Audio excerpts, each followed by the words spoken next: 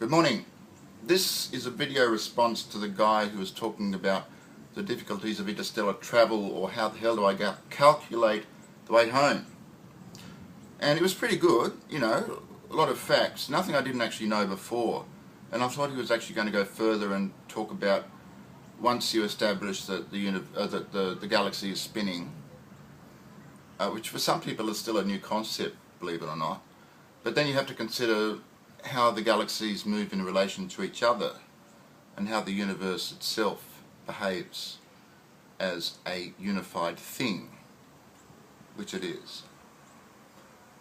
Like, can you imagine the universe doing a go-go dance? Theoretically it's impossible, but theoretically if you were observing the universe from outside the universe, it'd look like a go-go dancer doing the go-go dance. That'd be something. But I don't want to talk about that because that's frivolous. And I'm not a frivolous kind of guy, really I'm not. I wanted to talk about, it might be pretty difficult locating your galaxy once you leave it, provided you ever got around to building a machine that was powerful enough to escape the galaxy, let alone the solar system. But a good place to start would be with the Skylon spacecraft using the Sabre engine, I think. I think that's a good place to start. And then you could talk about rocket power generated by particle accelerators. Very, very, very large particle accelerators, which could apparently accelerate neutrinos to beyond the speed of light, theoretically. But the thing about travelling within the galaxy, I would think that the galaxy could be mapped just like any other, group of stars. The constellations tend to look pretty much the same. They don't appear to change very much from our perspective over the centuries. And yeah, obviously there are far more stars in the galaxy than we could ever count.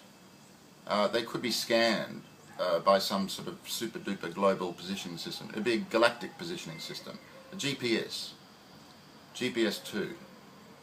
And it just we don't have to know, but it knows where the stars are, and it knows pretty much, or it knows exactly where they're going to be in 10 minutes time in relation to us. Yeah, in relation to us, because we always carry our GPS with us, because we're responsible citizens of the galaxy. But the other thing is, of course, now this was the major point. This was the reason I put this camera on. What was it now? GPS positioning.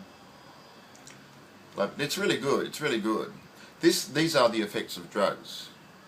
I mean, I thought I got a really good, powerful argument here. I can present it.